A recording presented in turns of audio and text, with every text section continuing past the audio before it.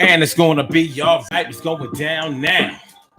I know it took a while, but everything will be all right. And yo, it's going to be okay. We do it like this every day. What to say now?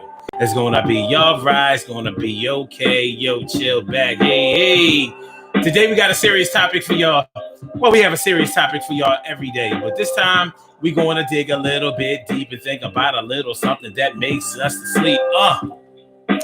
So this morning on the Urban Therapy with Sunshine show, I'm sorry.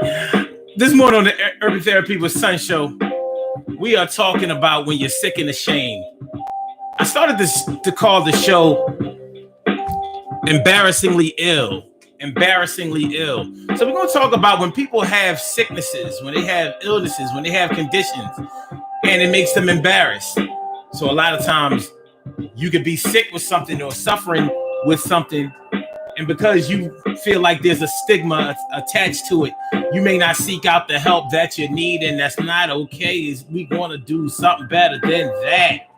So that's how it's going down on this Sunday morning. So stretch a morning is the Urban Therapy with Sun show, and let's get it popping. Let's get it popping right about now. Hold on, I'm gonna start this song over. Hold on. There we go. Let's go. Urban Therapy with Sun show, y'all. Welcome. Happy Sunday morning. Emily, done laughed in the house. I said, Emily, how you feeling, ma? Good to see me, some you. And T. Carrie Wright is all up in the house. How you feeling, T. Carrie Wright? T. Carrie Wright. And we're gonna make this rock. We're gonna do this now, right now, and won't stop. So embarrassingly ill, sick and ashamed word. It's a deep subject, man. I mean, to me, it's really deep. And I know people who have gone through this, so it's a little bit personal. But it's not all the way personal, but we're going to get into it right about now. Let's make it go down. And yo, sit back, relax, and chill, and we throw down. It's going to be all right. It's going to be okay. Urban Therapy with Sun Way. Hey. Yeah, and it's the urban therapy with Sun show, y'all. So get ready. Hold on to your hat now. It's about to go down all the way down. Yes. So we talking about when you're sick and ashamed. I mean, the worst thing. What could be worse than suffering from a condition that has you in pain, or that may even have life-ending consequences? And on top of that, you're worried about people knowing about it because, you know, they're going to look at you sideways, or like you're the one who caused your problem to be. Nah, that's not fair, baby. We ain't taking it there, baby. We're going to talk about it this morning on the Urban Therapy with Sun show, and it's going down right now. You know what's going on. So sit back, relax, and chill, baby. I got y'all for the next hour and a half. I got y'all. Do you understand? I got y'all. It's gonna be all right. Start right now. It's about to go down. I'ma show you how. It's gonna be okay. Yes. We do it like this way. Yes. So we're gonna have a good one this morning, man. But like I said, we got some serious things we need to talk about. This is a good quarantine day. Yesterday was a bad quarantine day. A little too much sunshine, not enough rain. Temperature was up. No, it wasn't like a summer day, but as you can see, all it takes is a little bit of sunshine to get it popping. People don't want to stay up in the crib, and I understand that that's not the way they want to live, but we got to do what we got to do right now to stay healthy, and everything is going to be all right, making money and be wealthy. Yo, your health is your wealth, and you can't stop it. We got a beat right now. It's playing. I went and dropped it, and it's going to be all right for me and you. You know how we do, the DG crew. Actually, it's the Urban Therapy with Sun crew. Urban Therapy with Sun 752, and this Urban Therapy with Sun show. We do this every Sunday morning from 11 o'clock till around 12:30-ish. And the reason that we say 12:30-ish is because sometimes it gets so heated that we have to do a little OT on a Sunday. And it is Sunday, baby. This is the show where adults come out and play with other adults. We laugh, we cry, we argue, fuss, and fight, go back and forth with each other, bust it up. You know, we play on the monkey bars, the sliding board, push each other up the sliding board, push each other on the swings. We got the merry-go popping, and it's all good and go. The monkey boys, the monkey bars is gonna be okay. We take an introspective look into our own personality to see the way that we project ourselves out into the world and try to understand the world within us so we can understand and work within the world around us. I am your host, Son 752, aka Omar with the and if you can't say Omar with the well, then you just say Omar with the Arts the Daily. I'm sorry, it's the Urban Therapy with Sun show, and it's Sunday morning, the 26th of April, and it's going down. We have 4 more days left of April, y'all. Can you believe it? Just a minute ago, we were on lockdown, quarantine, talking about April 1st, and here it is, April 26th. We have 4 more days. So come Thursday, we will be entering a new month. What you think? What you think now? Well, Thursday will be the 30th, and then Friday will start off a new month. So that's how it's going down, man. How y'all feeling? How y'all feeling out there? I hope y'all feeling like real men and women should. T. Carey Wright, Emily Dunlap, and Annette Davis, the number one. Annette Davis, the number one. Glad to see you here. That's fun. And Carol Chamberlain, mi favorita, always sick and ashamed. I mean, you know, I was thinking about this all week, really. And I was thinking about some of my friends who have contracted the COVID-19 virus. And I was thinking about how brave they were in the face of this crisis, because it takes a lot of bravery to come out. They've made videos and things like that, you know, warning people, telling people and informing people about how serious this virus is, how serious this sickness and this illness is. You know, just them being brave enough to work in the health field right now and subject themselves to the symptoms and the contraction of the disease and the virus, and then actually catch the virus, and then, you know, be afraid and anxious that their health could be in serious jeopardy. I mean, there are life-threatening consequences that are associated with this condition, as you all know. So for them to stand up and say, listen, yeah, man, I caught this shit and I'm going to fight through it. Please pray for me. Please help for me. You know, it takes a lot for some people to humble themselves to ask for help. And they were asking for help from people who couldn't directly help them, because this is a disease where people have to stay away. You are isolated away from other people, even the people in the hospital. If you should happen to have to be hospitalized, even the hospital workers don't want to touch you. Your name is mud right now. That's why I wrote on my page earlier this week, it's like having the adult dookie touch. You remember, if y'all didn't know what the dookie touch was, back in the day when we used to play tag, sometimes we would play the dookie touch. In other words, dookie stinks. Dookie stinks. So if somebody, we would play around like, yo, you got the dookie touch. So then it's like tag you it. So now you got to give the dookie touch to somebody else, because you don't want nobody sticking you with the dookie touch. You don't want to be smelling like dookie. But having COVID-19, having the coronavirus, is like having a dookie touch. Nobody wants to touch you. Nobody wants to touch you, hug you, kiss you. Nobody wants to have any kind of physical contact with you. It's a very lonely place to be.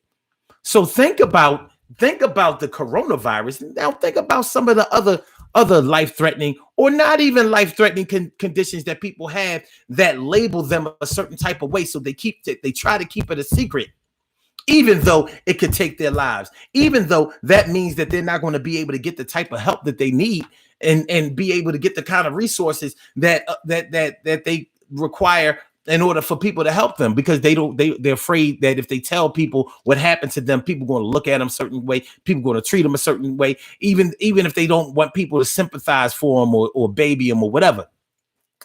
It's a tough situation to be in, and that's what we're going to talk about today on the Urban Therapy with Sun show this morning. So I hope y'all feeling okay, and I hope that you got a little something to say. Yeah, Annette Davis says, I'm glad that you explained that because I was totally lost on that one. Yeah. So that's what we're talking about, when you are sick and ashamed. Yeah.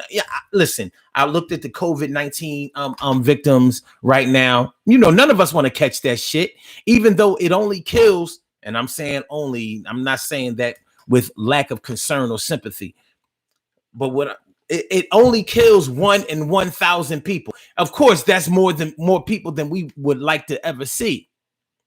But it kills 1 in 1,000 people. So the likelihood that you're going to perish if you get it is actually low. But that's not the way it's being reported, and that's not the way we see it. We want something that's not going to kill us no matter what.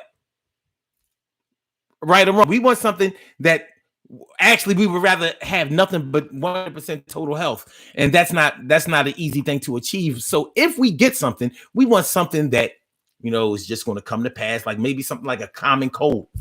Now, if you have a common cold, people running around here looking at you like you got the COVID-19, like you can't have a common cold anymore, like you can't have runny nose, sniffles, like you can't cough or sneeze, or you can't have allergies, like all of these things. So imagine.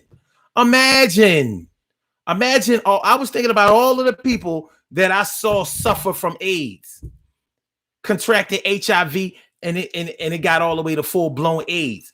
People died, relatives of ours, friends of ours, maybe even lovers or loved ones of ours. Maybe we were the ones who kept the secret for them. All of those people who died from AIDS in the 80s and the 90s. Keeping it a secret because they didn't want the stigma of what happened to them to make people treat them funny. And we did treat them funny. We were treating people with AIDS the same way we're treating people with COVID-19 right now. Don't tell me I'm lying. I know it's the truth. It was crazy. And you couldn't get AIDS. You couldn't get AIDS by physical contact other than body fluids. And we weren't even sure, still not sure about the way that the body fluids work. We're not totally sure about that. We know you can get it through blood, though. So if you were a drug addict, an intravenous drug addict, then you may not have wanted people to know that you got AIDS because that meant that you were on drugs, and you were, and that you were sharing needles or whatever. And it was like it was all your fault that you got the disease. Okay. Maybe it was your fault that you got the disease. Does that take away from the seriousness of the of your condition? Does that mean that you don't deserve sympathy? How many times have we gotten ourselves into other crazy shit, but at no fault of anyone else's except ourselves, our own? We still reached out. We still needed help. We still got help.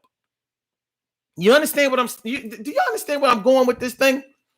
So, I don't care whether you got AIDS because you were a drug addict, or because you were promiscuous, or because you were gay, or because you had a blood transfusion. It doesn't matter. What matters is that whatever time that you have left, depending on the seriousness of your condition, we need to make the best of that time, and we need to try to get you the help nowadays that will allow you to live. But if y'all like me, having family members, friends, neighbors, people that we knew and stuff like that who died with the disease because they didn't want anybody to know. Even though people can see, like, he's sick. Lying saying they got cancer. Lying saying they got hepatitis. And they may have had all of those things, but it was because of the HIV. This COVID-19 shit is killing people too fast. At least with AIDS, you had at least 5 years. Well, depending on when you got the diagnosis, but you understand what I'm saying. It wasn't like you got the diagnosis today and then died yesterday. I mean, died the next day, unless you were Eazy-E. Eazy-E got diagnosed with that shit and was dead fast as fuck. I know they killed Eazy-E. Straight lace. You'll never be able to convince. Eazy-E was fine by all accounts. He had lost no weight. He wasn't sick and all. Yo.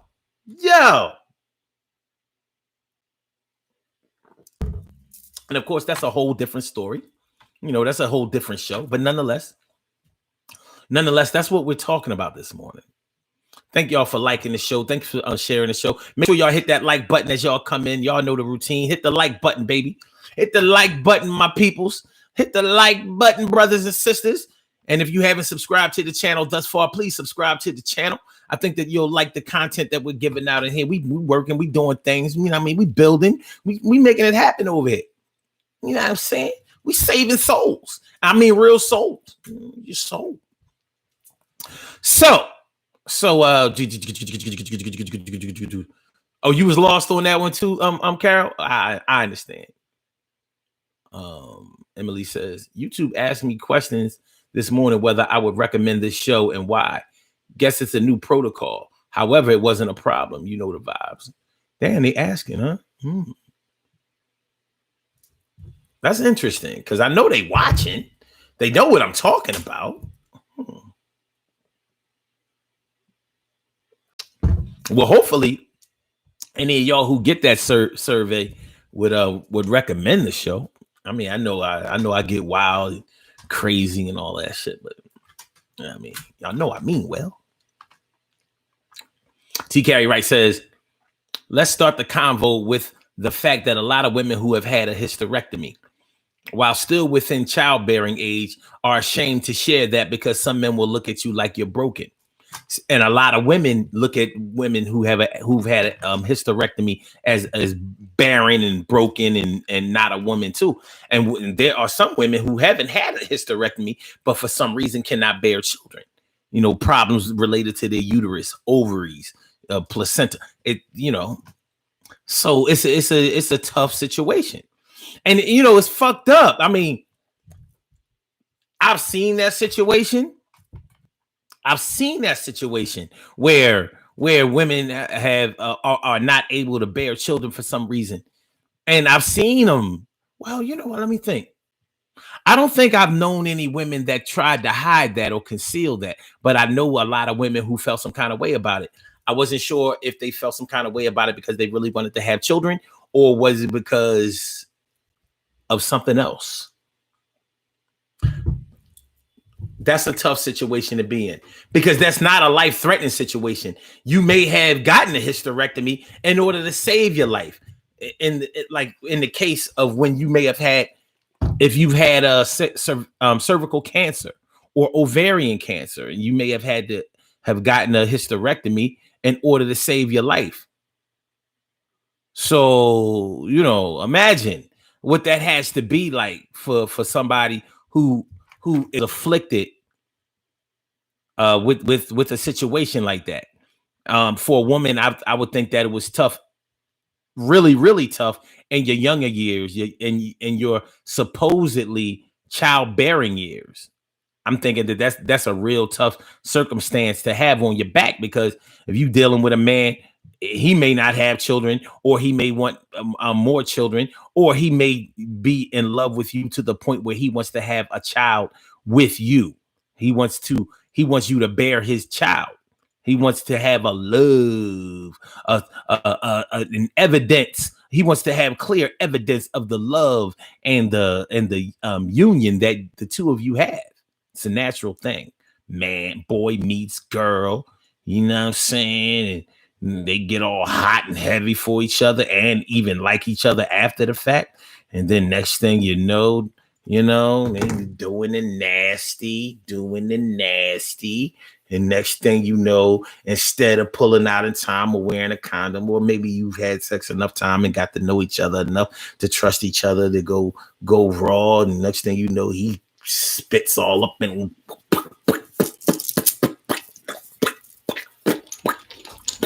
and then if it's during the time when she can get pregnant, when she's ovulating, she will bear a child. She will become pregnant. She will conceive a child. Now, when that doesn't happen, a lot of times a woman won't know that she can't get pregnant, or a man won't know that his sperm ain't right. And it's funny, Taki, because men actually have this problem too. Men who may not have had a vasectomy or anything like that, but they may have a weak sperm count. to whereas it's hard, it's very, very hard for them to get a woman pregnant. That's not, you would think women probably think men love that situation because they can just go raw everywhere, but every man, your potency is supposed to come through your testosterone level. And your testosterone level has a lot to do with the amount of sperm that you'll put out. So you want to be the dude that can, if you pull out and bust, you can hit the ceiling with that shit. Like, watch, baby, watch out, because I'm gonna make my love come down. Ooh, you make my love come down, make it go all the way down. Ooh, you make my oh shit. All right, baby. I'm sorry. Ooh, you make my love come down. So it can go both ways. And I'm not trying to steal any woman's thunder, you know what I mean, about not being able to bear children.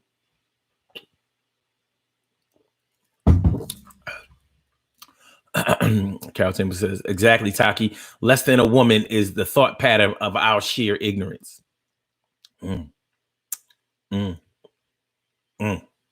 Annette Davis says, my hysterectomy was a blessing.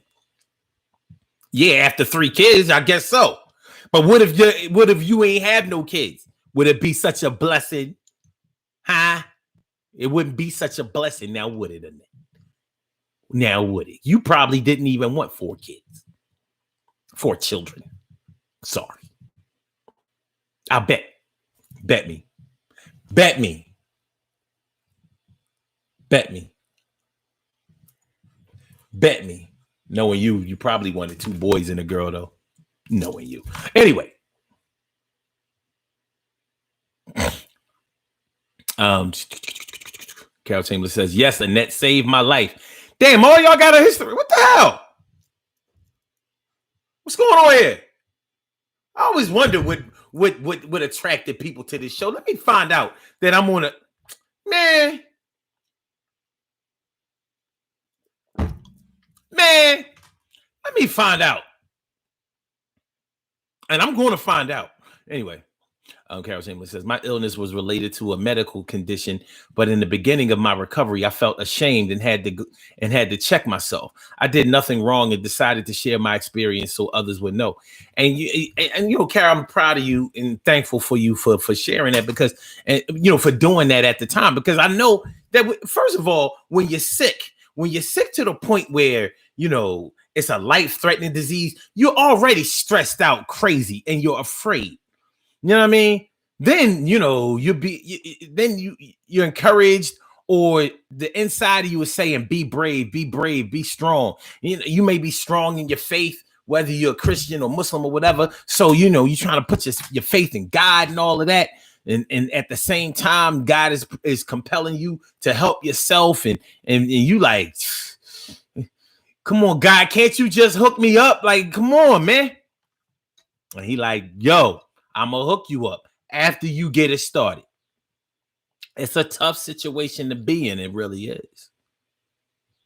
And other people who may be going through this or have the threat of going through this, they need people to come forward and let them know that it's going to be okay, that this doesn't have to end your life, that's going to be all right, that you're going to still live, that you're still going to be normal, that you're still going to have chances, that you're still going to be okay.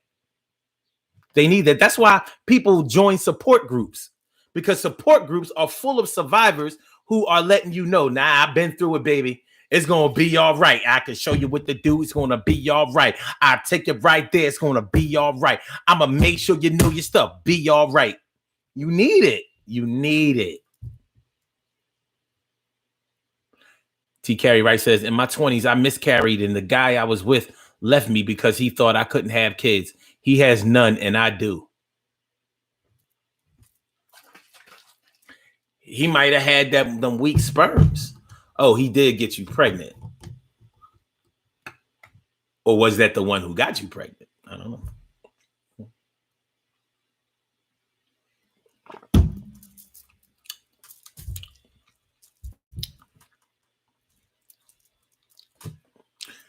Shirley, sure, the world's most precious and greatest pearl in the world. Shirley, sure, the world's most precious and greatest pearl in the world. What's going on, my? How you feeling? Glad to see me. Some you know it. What a time it is. Ooh. Shirley, sure, husband says my cousin tried and was unable to get pregnant for 15 years. She set up to adopt a child, and a week after adoption, she found out she was 5 weeks pregnant. Well.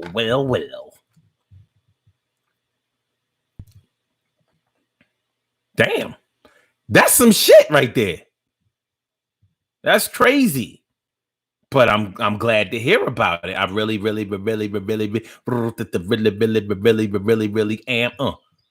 know what I mean? So another one down. That's good though. That's a very inspirational story. My brother from another mother, Norris Hill. I said my brother from another mother, Norris Hill. What's going on, my brother? Glad to see me some you. Glad you came through and peeps too. Okay. Carol Chamberlain says, I am a cancer survivor, Omar. I didn't know that you were a cancer survivor. I did not know that. Well, I'm proud of you for being that, and I'm glad that you made it because you know how that fucking cancer is. I don't think that I don't know if you can have a condition scarier than cancer. You know, like the threat of your deteriorating health and all of the chemo that they encourage you to get and all of that shit, radiation, chemo, surgery, whatever. It seems like the surgery works, but you have to be in good shape in order to get the surgery. Some people have died in the surgery. It's just scary. It's fucked up. Man, may my brother rest in peace, man. My man Steve passed in 2017 from I told y'all about it. You know, my man died from pancreatic cancer, the cancer that nobody seems to recover from or nobody seems to survive. But you know, he came forward when he got it, but he was already stage 4 by the time. And that's the problem with a lot of cancers. You're already stage 4. So it's like you already you get the diagnosis and your 6 to 9 months or death sentence, you know what I mean, on like around the same time. Like what? I was just chilling. But he couldn't get the surgery because they couldn't get his cell count low enough. They couldn't contain the cancers low enough to be able to cut him open and not have the cancer spread so bad that he would die on the operating table. They tried to shrink it. They tried to shrink it, but they tried to shrink it through chemo and radiation. It's a shame. But he was brave, man, you know, and he was a nurse, healthy as shit. Me and my brother, we used to work out with each other, chase girls all the time. You know, he was my man that was always battling, always challenging, always in competition with everybody. He would win, you know, whether it was no matter what it was, he was just so super competitive. So to see somebody that was so full of life, you know, I would have thought that he was the type that would try to keep it on the low, but he didn't do that. He came forward, and I know he was scared. No, it says, what up? What time did you start up? We started at like 11, quarter after 11, something like that. You good? You ain't miss shit. We ain't doing that. Everything is all right.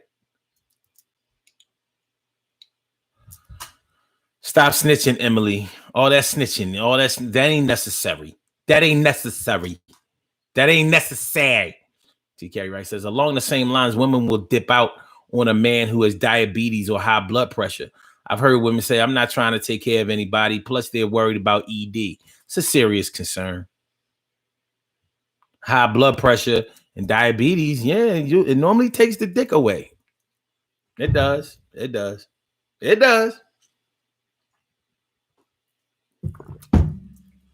That's the problem with men, period.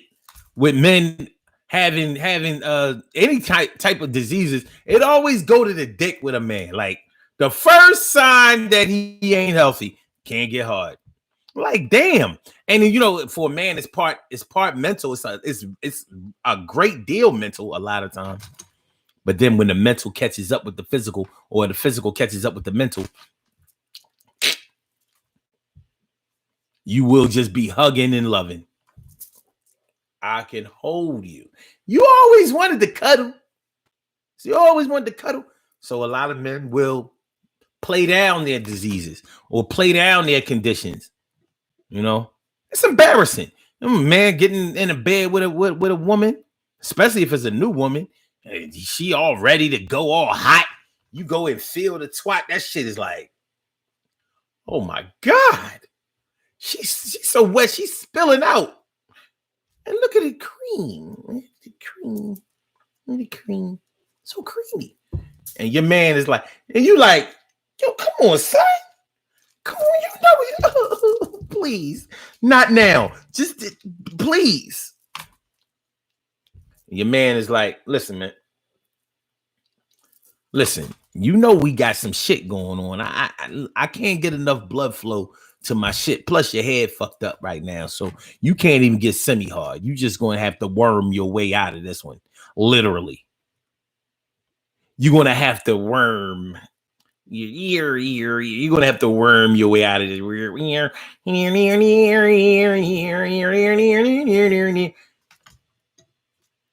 So a man, like, all right, man, try to compensate for it. You know, like, all right, this is what I'll do. I'll just go down on her. I'll go down on her all night. You go down on her, she come busting all that kind of shit. And you find out she the type of woman that like dick. She like, all right, that was good, baby. Now come on, I'm ready. You hear that shit? You hear it? Come on, man. Come on.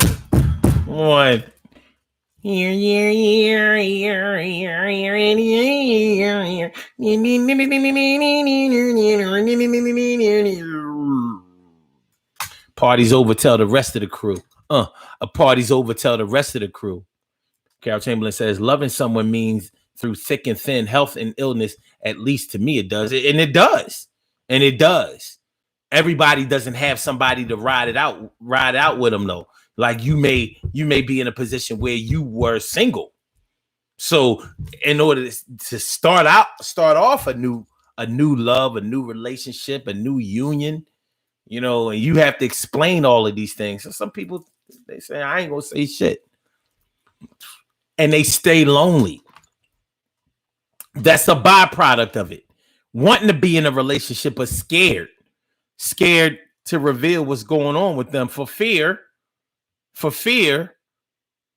that somebody is not going to understand. And they're going to, be like, oh, I ain't trying, I ain't trying to hook up with no broke John. Broken, not broke. Yeah, I don't mind, you ain't having no money, but I'll, yo.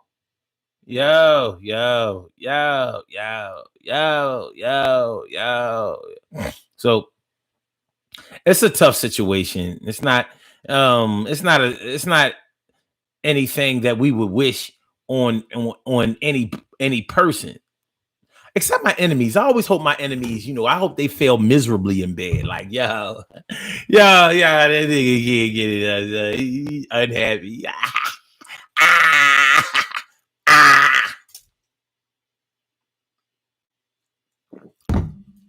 But only my real enemies, not just somebody I don't like. People I don't like, I can let them live. Go ahead, do your thing. But my enemies, like, man, fuck out of here. I hope everything bad happened to you now. And I don't care if you wish that on me back. Fuck out of here. You supposed to. We enemies.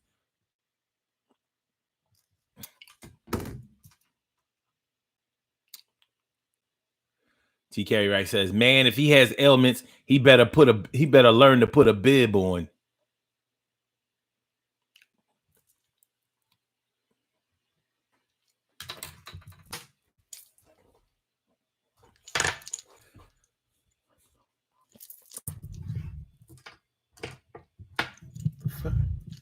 Yo, you hear what the John said? She said the nigga. The nigga better learn how to. Oh. Said the nigga better learn how to put a.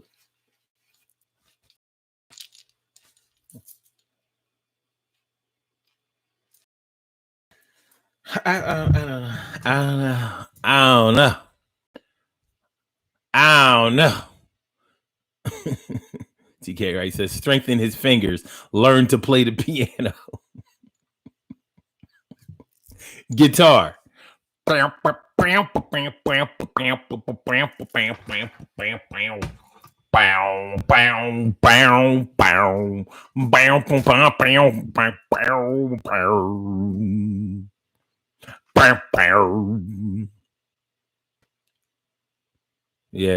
And that David says in 2006, I had a pituitary tumor, and the doctor had me on a medication called bromocriptine that almost killed me. I went and wrote a will and everything. I was scared to death and afraid. Damn. And that's woo. Charlene Curry. Charlene Curry. What's going on, Charlene? How you feeling, Charlene? Good to see me some you. You know that is true. I'm always happy to see you and glad you came through. But this is what we're gonna do. This is the Urban Therapy with Sun show, and we're talking about being sick and ashamed. So we're talking about people who have had medical conditions and were ashamed to reveal to other people that they had a medical condition because of the labeling that was associated with it. So it's one thing to be sick, and it's one thing to be ashamed. But then when you put the two together, you have a diminishment. You have diminished quality of life that just borders on suicide. And people have killed themselves because they were sick, didn't think that they were going to get better, didn't think that anybody would understand, didn't want to ask for anybody's help. And so they just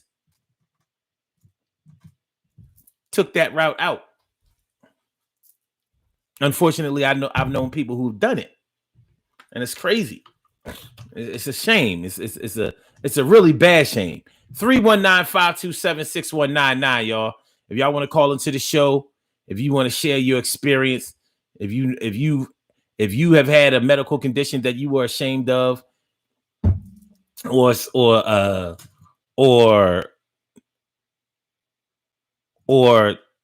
have known somebody that had a medical condition that they were ashamed of and you had to help them through it, or you just had knowledge of it, whatever, you can call in. You can call in, talk about it, ask about it, whatever. 319-527-6199. That's the number to call. 319-527-6199. It's the Urban Therapy with Sun show. I'm your host, Sun752, aka Omar with the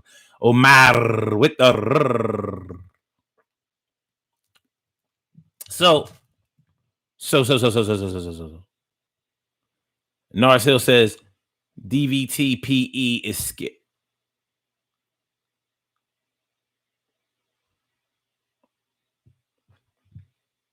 DVT PE is scary.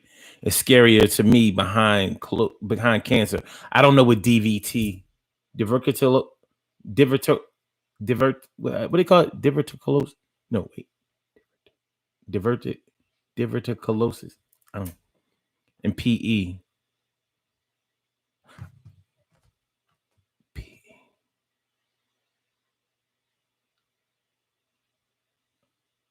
PE. I know that's not physical education. My bad, my brother. It's scarier to me behind cancer. Chemo and radiation suck too. I was at death's door with blood clots in my lungs, wondering why I had to catch my breath after walking so many feet. Wow.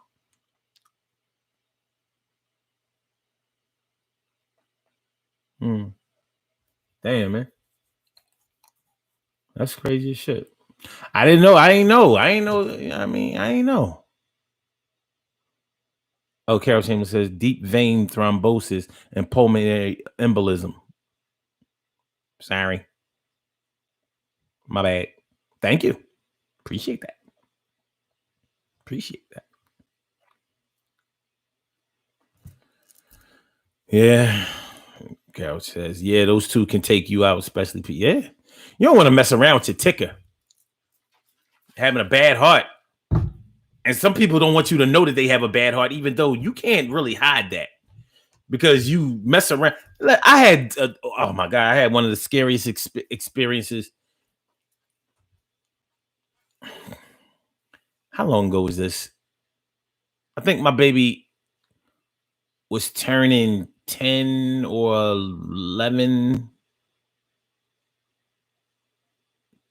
9 or 10. I went up to New York. To go to her. They had like, it was Father and Sunday. It was Father and Sunday. I mean, I'm sorry. Daughter and son. What the fuck am I saying? Father and daughter day. Whatever. You know what I mean? It was, fathers were supposed to come up and do all of these activities with their daughters. It was physical activities, like little sports, little competitions and things like that. So I went up to New York, but I also went with the I was going to stand in as the father of, well, of course, father to my daughter, but I was also going to stand in as the father for my stepson too. So it was like, all right, well, no, let Hector, and Hector is the children's grandfather. He has a heart condition. And so we were, I don't remember if we were doing the potato sack race or something like that, whatever. And he pushed himself too hard. And, you know, I didn't really realize how bad his heart condition was. But he sat down and he was like sweating. He was like, you know, he didn't feel good. He was fucked up. Hector was fucked up. And I was like, oh, shit. No, fuck. And you know, I like Hector a lot. He's a good dude. So I'm like, Hector, what's going on? He was like, nothing on my, you know, he's from Panama with Jamaican ancestry. He's Panamanian with Jamaican ancestry. He'd be like, hey, oh my, you know, everything is okay. You know, I just need to sit down let me get some water. And he didn't want to say what was going on. I'm like, man, fuck that. So, you know, they lived right around the corner from where the school was. So, you know, I'm panicking like, oh shit, fuck. But I don't want to show no panic. You know, I'm like, listen, gotta get my man. Listen. So I'm calling him like, listen, Hector. I know Hector got a heart condition, and I think he pushed himself a little bit too much, and you know he's not feeling too well. He's not doing too good, or whatever. So we took him. We took him to the hospital, and Hector was in the hospital for a few days, but he was okay. But you know, like he wasn't going to go to the hospital. He was like, no, it's okay. It's not, you know, it's just, you know, I was just a little tired. I'm like, shit.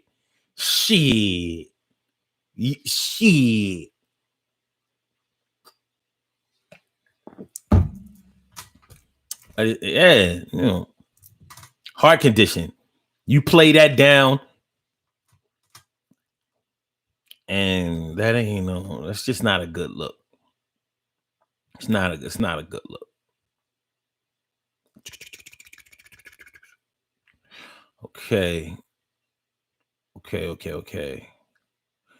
Yeah, that daddy daughter day. You know what I'm saying? I was having a ball. But at the same time, I'm looking at my man like, he was good almost all the way up to the end.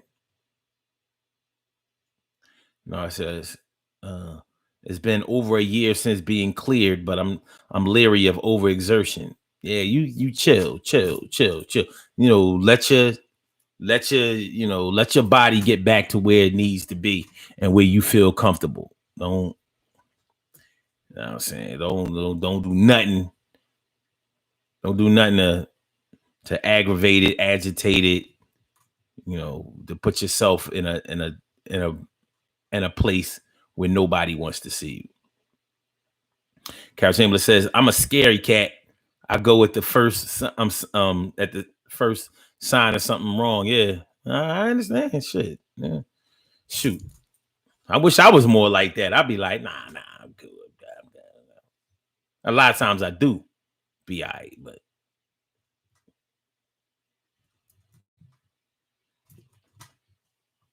yeah, don't never hesitate or be ashamed to protect your health.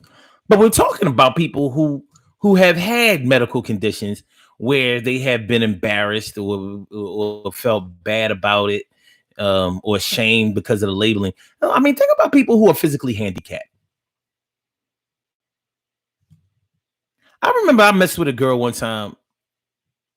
She had a baby arm and she really concealed this shit. I'm like, how the fuck did I miss a baby arm?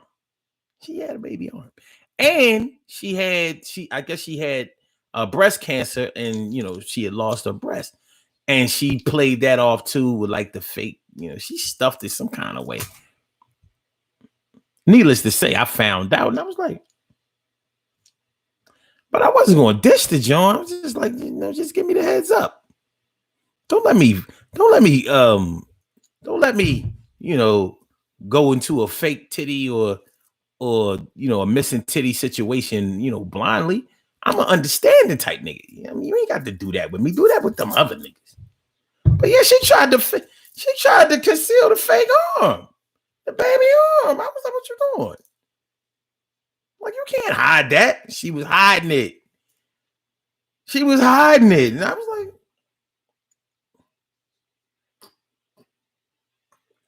like, this was in my drinking days.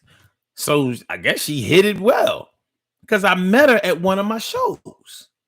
I mean, got the talking, kicking it, whatever. Hey, take my number, call me, call the joint, I mean, we went out, whatever.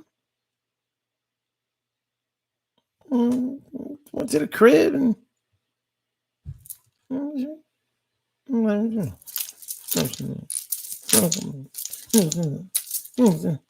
like, but you ain't gotta listen, babe. Just let me know what's going on. But maybe she was apprehensive because maybe she had been with other men before who judged her unfairly because of that. I mean, if in the case of a baby arm, you're born with that. It's nothing to be ashamed of. She was still cute. She was still cute.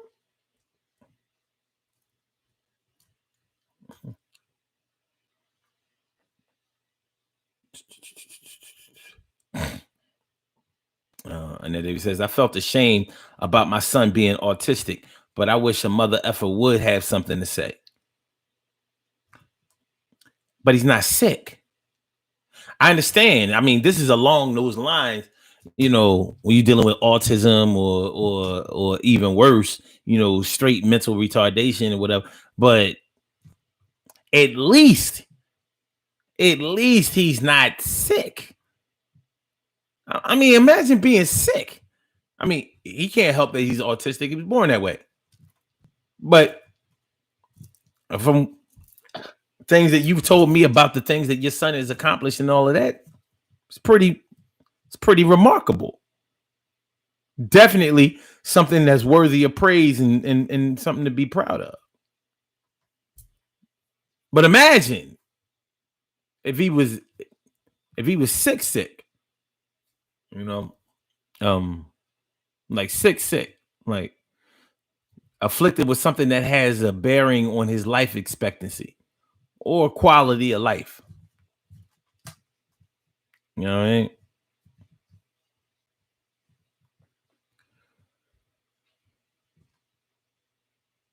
Carol Chamberlain says, you're rare, Omar. Some men have a stigma about those things. I ain't gonna front. Carol. I felt some kind of way about her not telling me. I really did. Like, what you doing? Like, I was going to go suck the titty. I was going to. Hey, you. Hey, just tell me. Let me know. Let me know. Then she admitted it right then and there. She was like, "Oh yeah, I had breast cancer. I had to get one removed." And I was like, "All right, what, She said, "Yeah, but I'm about to get an implant." I was like, "No, you ain't gotta do it. You ain't gotta do that. You ain't gotta do that. We don't need that. We don't need that." TK Wright says, hair loss shame is a huge issue for men and women. It doesn't TK Wright.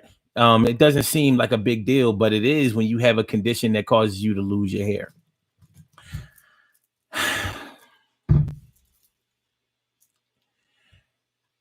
I wish I had a little bit more sympathy towards this kind of thing. And I probably lack the emotional support that I probably should increase, because shit, I've gone through it too. So I'm like, I know this is a workable situation. And then people be like, "No, but you got the kind of head that it wasn't the kind of head." Listen. I'm gonna say this for all the bald men out there. When you first have to cut your shit off, it doesn't look great. I had ridges and all kinds of, like, it looked wavy on this side. I don't know what happened to that shit, but this is what I think happened. As you grow into it, your head actually adjusts to not having hair after a while, and it starts to normalize itself. Not only that, but the people who are around you get used to seeing you in the way that you're going to be for the rest of your life, so it doesn't become a big deal. The big deal is when you delay making that happen. So when you try to paint hair on, or when you try to get a toupee and all of that kind of stuff, you make things worse for yourself. You really do. Because when you really think about it, you're ashamed of something that you have absolutely no control over. Like, you can't tease me about being bald. Like, motherfucker, what you think I chose this shit? I'm not even sure if I was born bald. I think I had a little hair. I think so. I'm not sure. But nonetheless, like, it is what it is. I'm making the best of a situation.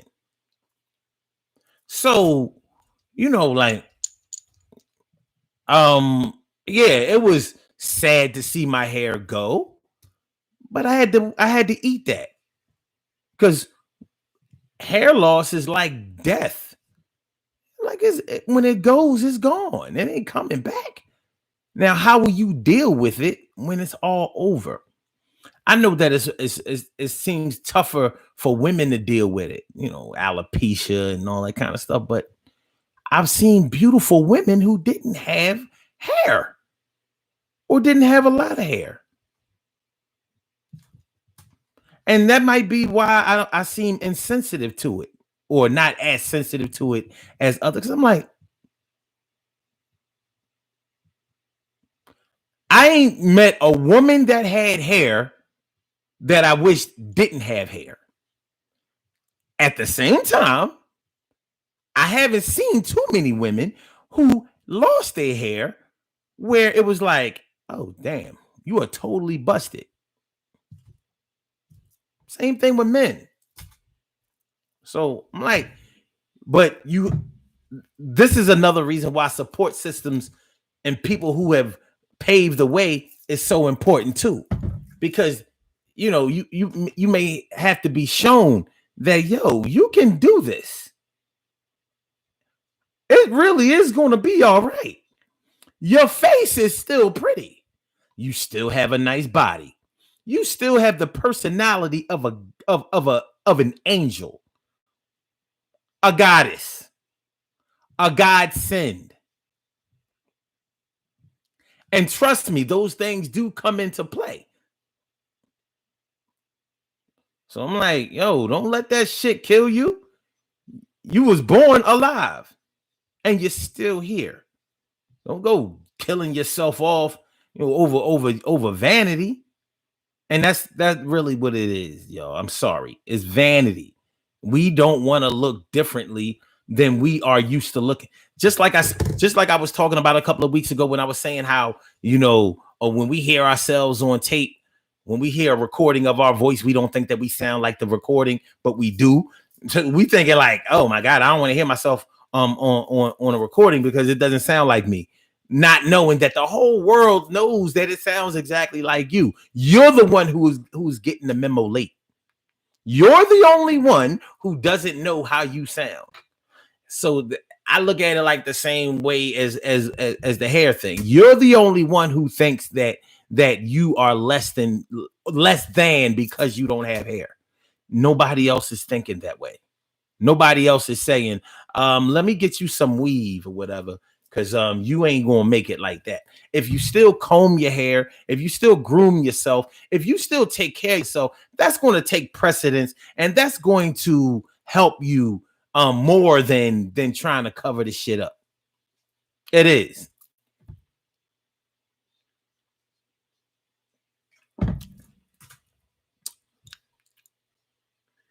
Oh, y'all asking what happened with me and Shorty with the baby arm. I mean, we was cool, but physical things aside, things don't always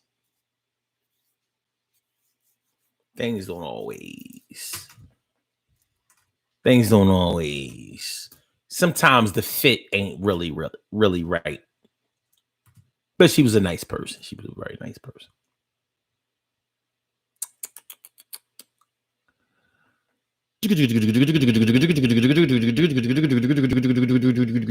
That's what happened with me and Shorty.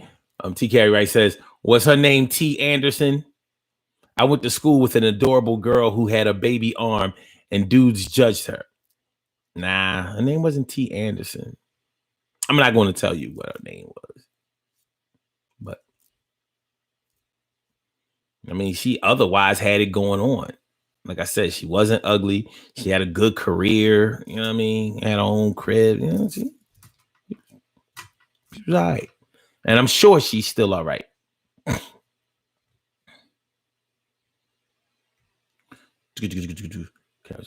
Yes, it is, Taki, but share, and share your story. You never know who can help. True. T. Carey Wright talking about some Carol, he still hit it. Baby arm at all. Oh, yeah, it was way too late. There was no turning back. When I go in, I'm going, like, whoa. The only thing that can stop me is like, yo, you're gonna make me sick if I do this. That will put the stop in the name of bones. Fuck out of here, leave me alone. Stop in the name of bones. Leave me the hell alone. Go to get the hell on, John. I get the hell on, John. Baby, I'm aware of your contagion. Each time you darken my door, I ain't trying to be sick tonight. Go to the GYN and get your twat right. Before you let me go up in you, you got to see the die. Think it over. Think it over. Okay. All right. Okay. TK Wright says, Carol, I have 4 friends who have lost hair due to chemo or due to alopecia. So I created growth oil for them. Word. That's what's up. Carol Shameless says, I am grateful that you are passionate about helping them. And I know they appreciate it. They are appreciative. Thank you, sis. Word up. Carol Shameless says, Taki, we already know how he was going to respond. Listen, man, y'all need to stop. You don't stop trying to label me as the bad guy. You know what I'm saying? Just be truthful. Curtis Price, my man's in them. That's my brother right there. C Price all up in the house with Roz. Roz Price all up in here. How you feeling, my brother? Good to see me. Some you. Glad you came through.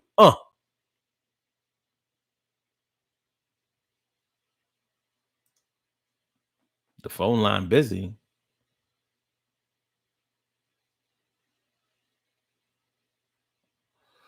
Green Beasley is in the chat room. He says, not everyone without hair look humanoid. That's true. That's true. What you mean the phone line is busy? Hold on. We gonna see about that. We not that's what we not gonna do. Hold on. 319-527-6199. Let's see here. What we got? Welcome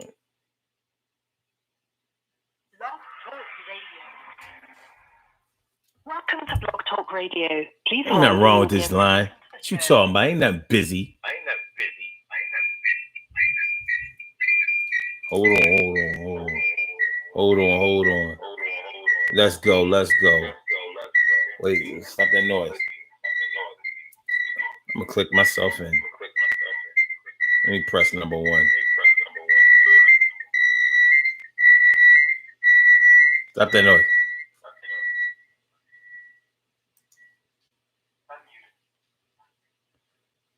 Hey, yo,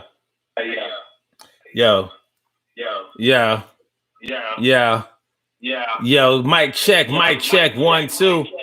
You know just how we do. We come through, DG crew, Urban Therapy with Sun 2. All right, I'm gonna holler back at you. All right, peace. Yeah.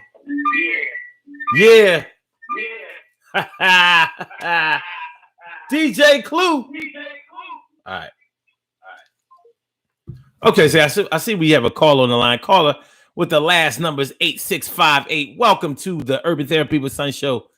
Thank you for calling. Thank you for holding. What's on your mind this afternoon? What's up?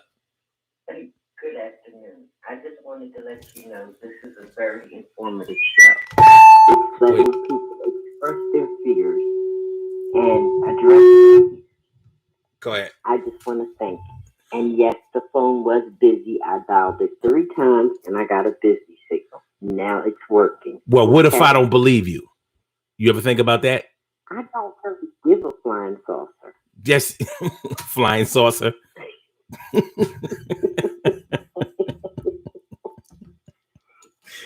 Now I really don't believe you. I think that you are telling a half truth. No, not at all. You sure? But what I did want to say is, I've had my experiences. I've had my health scares. Mm-hmm. I'm grateful to be here. But in each instance, I have always wanted to share, because when I had cervical cancer, I was deathly afraid. Mm-hmm. But I knew that if I shared that with somebody else and tried to show some strength, maybe I could help somebody else get through that. Yeah. How long did it take you to get past? I'm sorry. Go ahead. I think I was. I think I had my surgery and I was home for about a month. I think it was during my recuperation. And when you have an illness and you are recuperating, your mind goes through so many changes. You know, you start wondering what you did that this could have happened to you, things of that nature. Right. And normally, it's not your fault. You know, it's really not your fault. Right. But I just thank God that I came to grips with the fact that, hey, this could have happened to me. It happened for a reason. Mm-hmm. And I needed to make the choice. Was I going to allow it to control me, or was I going to control it? Right. You know yourself that I have an autistic nephew, and I have a niece who is his twin who is ADHD. Okay. I'm responsible for those kids. And I'm like Annette. I wish somebody would. They can't help the way they come here. That's true. You made a comment about, if the child has a serious illness where their lifespan could be shortened, I say love them as long as you can. Show them nothing but love. Don't instill fear in them. Right. They've got a hard enough time to fight whatever they're fighting. Mm-hmm. And that's my 2 cents, but it is a very informative show. Listen, like with this whole coronavirus thing made me think about it because I'm like, yo, even when, because think about this, Carol. I know for a fact that even the people that have had it and have recovered, I know that some people are like, I'm still not going around them. You know what I'm saying? Like, I don't know. That's the stigma that's attached to it. Mm-hmm. And I mean, rightfully so, because when you think about it, what information do we really have about this virus? Right. Everything that comes out about it is conflicting. True. That's true. You know, so you really, you just don't know. And I'd like to offer my condolences to Curtis Price. I'm very saddened to hear that you've lost your uncle, you know, your second pop.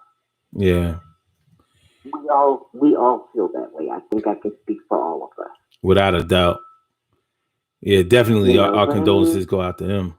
This virus stuff, and I was reading something this morning because you know I'm always reading stuff, okay?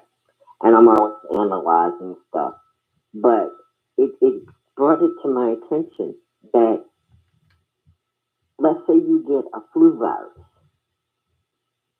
Normally, that's not, or any other virus for that matter, other than this COVID-19. That's not a made virus. That's what's scary about this because we don't know where this came from. Right.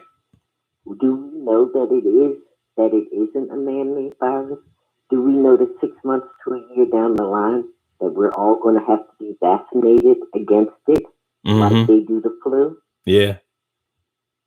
You know, most viruses that you catch, if you catch a viral infection in the winter because you developed a bad cold, they call it a viral infection. Right. Right? But you get over it. But this, they claim they have no cure for it because they don't know where it came from. Is it created in a lab? And why are blacks the ones who seem to despairingly get it the most? I mean, why? Yeah. You know, you could be the conspiracy theorists and think that they're trying to wipe us out, but we're actually aiding them in doing that because we just can't follow directions. Some of us. I agree. I mean, you know, you live in the city. You know, every day they popping them off like it's nothing. Like it ain't nothing. Game hunters. They like big game hunters. And first of all, I do believe that it's a man-made virus. My biggest fear is that they'll weaponize it and use it when they need it. You understand what I mean? Of course. You know, that's my biggest fear. Like, will they pull if we start acting up, so to speak? Will they be like, okay? You know, when you talked about HIV and AIDS, okay, my dad was in World War II, and they had leper colonies over in Korea. Yeah. What have you. Yeah. My dad, at the age of 85, we were talking about the AIDS epidemic and stuff like that. And he was saying, I don't know why y'all think this is new. So, you know, my son, my daughter, myself, we looking at him like, Dad, what you talking about? He said there were leper colonies when he was in the war. If you've ever seen someone, and I have seen it, when I worked in a cancer center, this young man there who was taking chemo and radiation for AIDS. He was Hispanic. He had big black blotches on his face, his arms, and his hands. Yeah. I'm thinking, why are they treating this man? I'm thinking, what kind of cancer does he have? He had AIDS. Right. My father said to me, "You've seen what I saw in a leper colony." You know, they always come up with a new name for stuff. Remember that. Yeah. Okay? Mm-hmm. Mm-hmm. And to answer the next question, why would I share something with somebody who is not going to be supportive? And I do agree with that, Annette. I choose who I share with, and I'm sure you would also. You know, if you know the person, if you know that that person is never supportive of anything, that's the one person you're not going to share it with. Mm-hmm. So I can agree with what you're saying. Personally, I pick and choose who I share with. If I know that the person is open and receptive, then I'm going to share. Mm-hmm. But your behavior and your remarks make it so that I know who I can share with. Now, I'm like you in that. I have the autistic nephew, you have the autistic son. Maybe we need to hook up together and have some conversations because you may be able to help me because this is all new to me. You know, and there's a lot of things still that I don't understand, but I need answers for. Maybe your experiences have been better than what I've experienced, or maybe what you haven't experienced can help me when I come across hurdles and I don't really know what to do. And that's about sharing and sharing. I just think, You know, yeah, I just think, like, I definitely think that you should keep, that you have the right to keep whatever private that you want. You know, if everything ain't for everybody. Everybody doesn't need to know your business and all of that kind of stuff. My thing is the shame of it. I don't want my people to feel like, all right, everybody don't have to know what I'm going through, but I don't want them to keep what they're going through secret or private because they are ashamed of themselves. I mean, you don't want to have to deal with a low self-esteem situation on top of a life-threatening situation. You know what I'm saying? Like that's the part that's bad. And that'll keep you from ever being able to heal. That's what people don't understand. Like that'll keep you from healing. It's not a good look. it's not. I mean, I again, this has been very informative to me. I want everybody listening to know the sharing of the things that you have brought out to me have helped me in some way today. Well, I appreciate that. I'm glad. They really have. I'm glad that the information is out there. Y'all have a good one. See you later. Oh, you have a great day, and thank you. all right. All right. Bye-bye. Okay. But yeah, thanks for calling in. I appreciate me some you, Carol Chamberlain. Appreciate it mucho. Appreciate you. Always go get her. But yeah, I mean, she said a mouthful. She said a lot. It's tough. It's tough. I mean, yeah, you don't have to scream to the rooftops about what you're going through, because there can be people in your life that can make your situation worse by putting your concentration on the wrong things. But you know, I just don't want my people feeling like they can't express what they're going through because somebody is going to look at them sideways, judge them 90 seconds, judge them unfairly, and treat them bad. That's just not acceptable to me. I ain't with all that. Let me see. Make sure get your make sure I read some of your comments. Okay, what is Price? So he came to get his refill. Love and light. Just found out that my favorite uncle, second pops, just transitioned to the afterlife. Our deepest condolences to that. 60 seconds. To you about that. Sorry about that. T. Carey Wright says, I've had health issues, including the removal of a 1 of my L5 after a horrible car accident. Your lumbar 5? Okay. CIS that I didn't talk about, but I personally felt less than. What's CIS?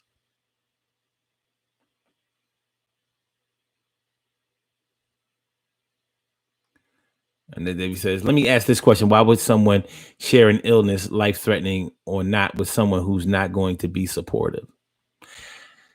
10 seconds. Only thing I can say about that is that some things are bigger than us.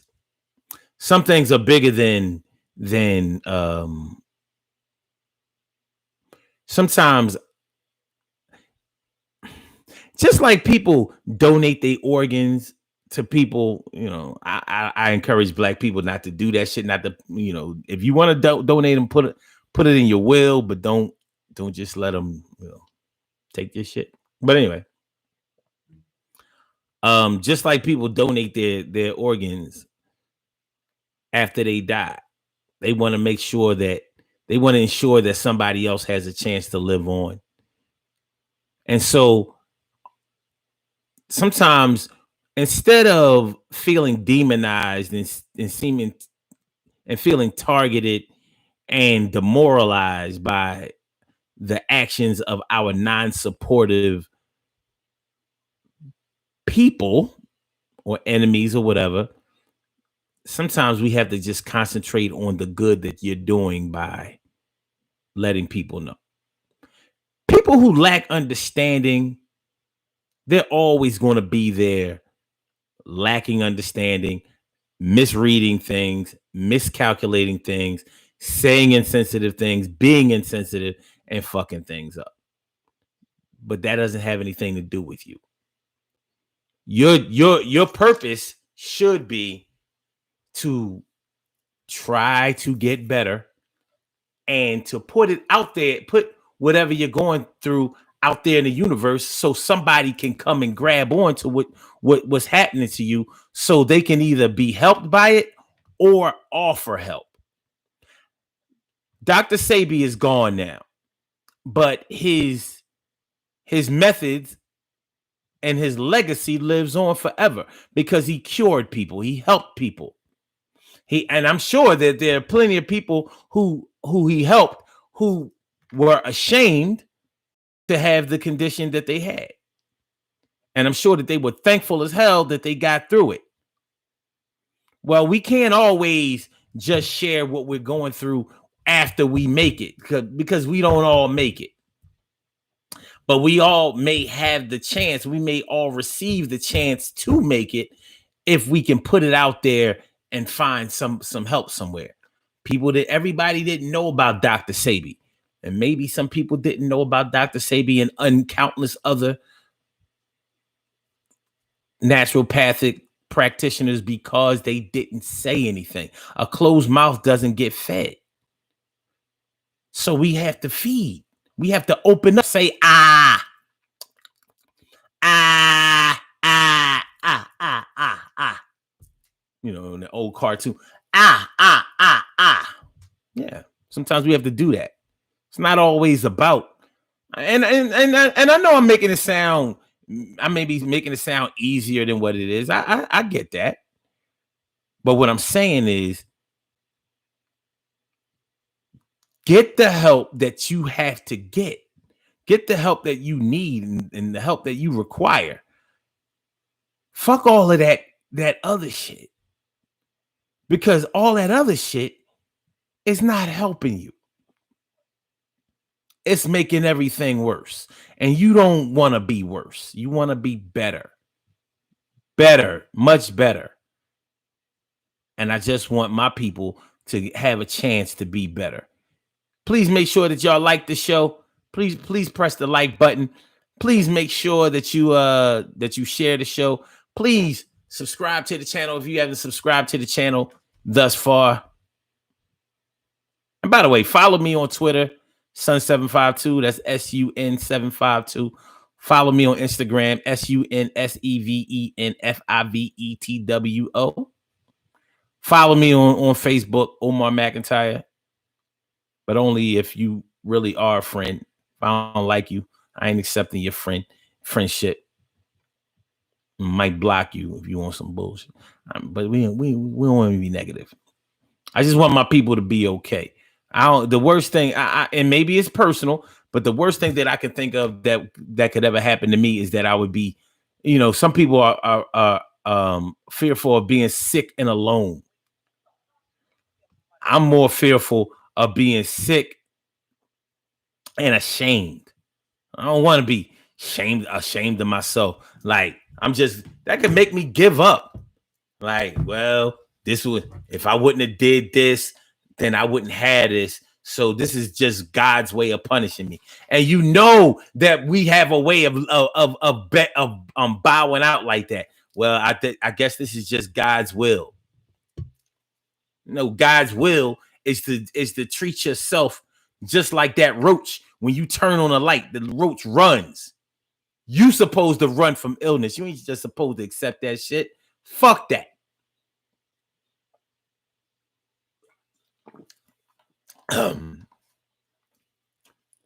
You don't just accept your illness and bow out like that. You fight to the very last breath. But ask the universe, put it out there. Don't worry about the ones who going to point the finger and all that bullshit. Worry about the ones that's going to say, wait a minute, I can help you. I know somebody who can help this.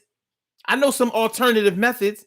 I know my brother had this, my sister had this, my mama, my daddy, my cousins, my aunt, my favorite uncle, my best friend. They all right now. Look, take my number. Come, I got you. You know how inspirational it feels when you find out that you're not the only one that's suffering with something, and you see that they made it. I've had people reveal to me that they had herpes. They told me. They told me because they was fucking going crazy, thinking that their sex life was over, thinking that like people can see what's going on in their pants.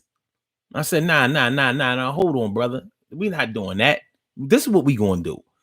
First of all, let's make sure that you have what you think you have. After that, now let's talk to the doctor about what's going on.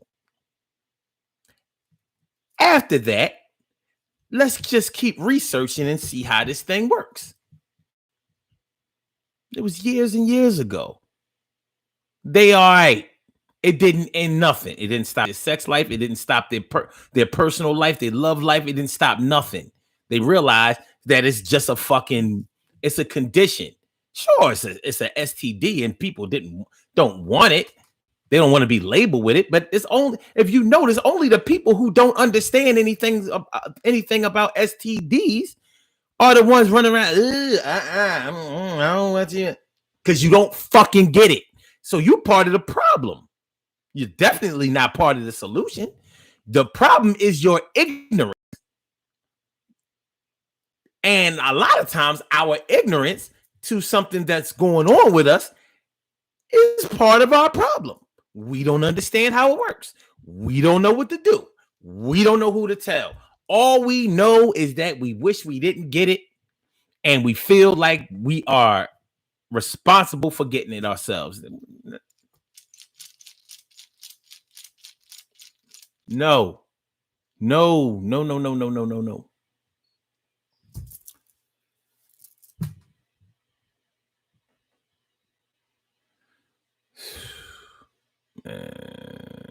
Okay. All right. Where we at? All right.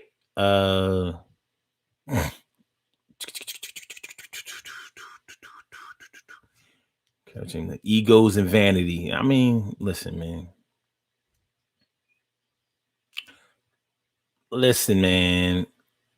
All right.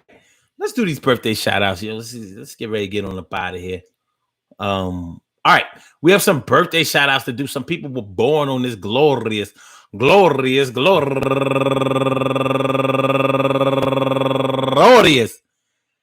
April 26th, and they deserve to be acknowledged. So let's go about our business of acknowledging them and making them feel special, because they are special, because they are special, because they are special, because they are special. Are special because they are special, because they are SPECIAL. They are SPECIAL. They are Number one out the box, my brother, my man, my man's in them. Rasul Salam, known affectionately by the nickname of Suli. Around the way, Rasul Salam, happy birthday to you, my brother. And also Robert Johnson, happy birthday to you, Robert Johnson. And Carmen Hollyman, Carmen Hollyman, happy birthday to you. And Helen Jones, turning 49 years old today, happy birthday to you, Helen Jones. And Charles Smith, turning 61 years old today, happy birthday to you, Charlie. And Crystal Petty, turning 57 years old today, happy birthday to you, Crystal. And Elizabeth Robert, turning 24 years old today, do your damn thing, youngin. And Scarlett FCO Martinez, happy birthday to you, Scarlett Martinez. And Janina Holmes, turning 51 years old today, happy birthday. And Tiana Taylor, not the singer, but Tiana Taylor, happy birthday to you. And my girl, Cicely T. Farmer, turning 46 years old today, Cicely. And Katrina Robinson, turning 35 years old today, happy birthday to you, Katrina.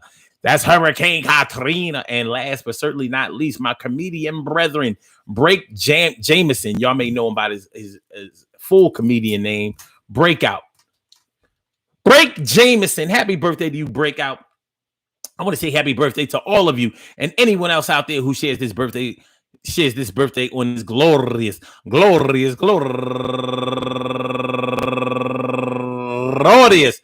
April 26th, anywhere out there in the world, worldwide, internationally, and universally. All of y'all go ahead and turn up, but don't turn up too loud. Just turn up loud enough so everybody can hear you. Rock out, rock on and do the rock out, rock on and do the damn rock out, rock on and do the damn thing and do your thing. Y'all represent the queens and kings and do your thing. Y'all represent the queens and kings. Good things happen to those who wait. Great things happen to those who grind, and anything can happen to those who go for theirs. So go hard, go for yours, and remember, listen, y'all, man, listen. You don't want to be broken alone. You don't want to be sick and alone. You don't want to die alone. But you also don't want to be alone with an illness that you have, a condition that you have no control over, and that you also can't control how to treat yourself, cure yourself, help yourself, because you're afraid to express yourself. Listen, if this show didn't do anything for anybody today, please just know that it's okay. It's okay to be sick, and it's okay to try to get well. It's fine. It is fine. There is probably nothing else in the world with as serious consequences as being okay to be sick and okay to try to help yourself, save yourself, be here, and save someone else in the process. There's nothing wrong with that. You have nothing to be ashamed of. Do the damn thing. Keep rocking, keep rolling, keep going, keep striving, keep rolling, keep being there. And, it's gonna be all right. It's gonna be all right, and everything is gonna be all right. Think it won't. Everything is gonna be all right. Everything is gonna be all right. Heal yourself. And everything is gonna be all right. And everything is gonna be all right. It's okay to be ill, and everything is gonna be all right. And everything is gonna be all right. Get your treatments, and everything is gonna be all right. Give a fuck of what the next man meant. What the hell? Holler at y'all later. Make sure y'all share the show. Make sure y'all subscribe to the channel. Please hit the like button. I'll get back with y'all. And don't ever be ashamed to live. Live on, live strong, do the damn thing. I get with y'all. Urban Therapy with Sun 752. Daily Go Get a Mism. And peace out now. I get with ya. I get with you on the Blog Talk side. And on a YouTube, side. Peace, y'all. One love. Peace to all my day ones, my everydays, and my brand news. Love y'all to death.